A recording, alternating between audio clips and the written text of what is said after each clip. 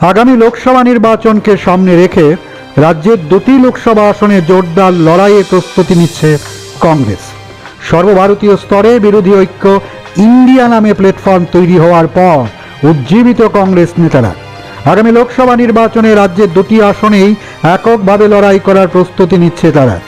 তার মানে রাজ্যে বিরোধী ঐক্য থাকবে কিনা সেটাই সন্দেহ, কারণ এর আগে প্রাক্তন মুখ্যমন্ত্রী মানিক সরকার জানিয়ে দিয়েছিলেন দুটি লোকসভা আসনেই এককভাবে লড়াই করবে সিপিএম।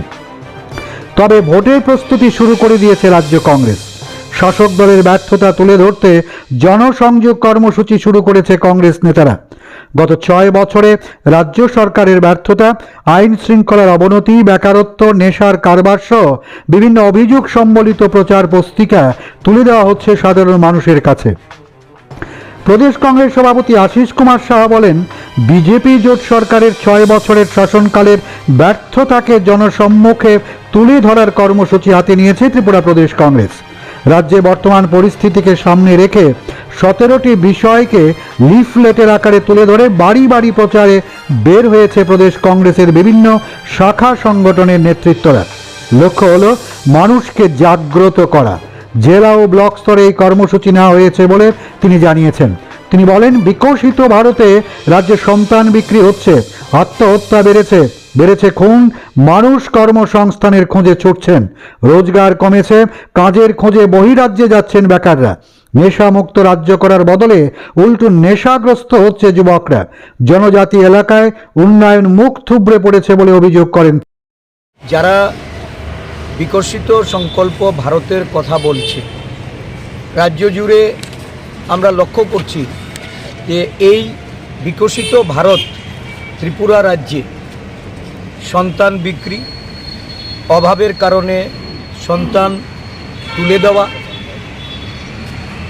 আত্মহত্যা, এই ধরনের ঘটনা রাজ্যের বিভিন্ন প্রান্তে ঘটে চলেছে। মানুষ কর্মসংস্থান হারিয়ে, রোজগার হারিয়ে, অভাবের তাড়নায় রাজ্য ছেড়ে অনেকেই বহিরাজ্যে গিয়ে কর্মে যোগদান করছেন। এই রাজ্যে একটা প্রশাসন যারা নেশার মুক্তর কথা বলে রাজ্যকে নেশায় ডুবিয়ে রাজ্যের যুব সমাজকে নেশাসক্ত করে এই রাজ্যের আইন শৃঙ্খলা থেকে শুরু করে সাধারণ মানুষের জীবনযাপনে একটা বড় প্রতিকূল পরিস্থিতি গত 6 বছরে তারা রাজ্যবাসীকে উপহার দিয়েছে।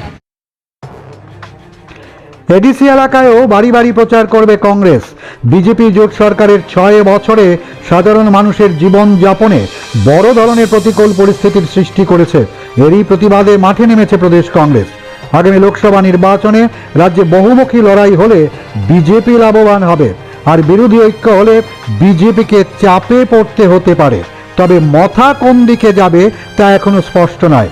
রাজনৈতিক মহলের বক্তব্য, লোকসভা নির্বাচনে একের বিরুদ্ধে এক প্রার্থী দাঁড় করালে চাপে পড়তে হতে পারে শাসক শিবিরকে। এখন প্রশ্ন হলো, মাথা কি যোগ দেবে কংগ্রেসের প্রস্তাবিত জোটে, নাকি বিধানসভা নির্বাচনের মতো লেজে খেলিয়ে আবার বিজেপির সুবিধা করে দেবে, নাকি বিজেপির সমর্থনে পূর্ব ত্রিপুরা আসনে প্রার্থী দেবে মাথা? তবে কংগ্রেস নেতাদের বক্তব্য, মাথা রাজি না হলে তাদের বাদ দিয়েই সিপিএম ও কংগ্রেসকে নিয়ে জোট করা হবে। তবে আদৌ জোট হবে কিনা তা নিয়ে সংশয় রয়েছে। কিন্তু শুধু বামগ্রেস জোট লোকসভা নির্বাচনে শাসক শিবিরকে কতটা চাপে ফেলতে পারবে এখন সেটাই দেখার। ভিজিলাই ত্রিপুরা।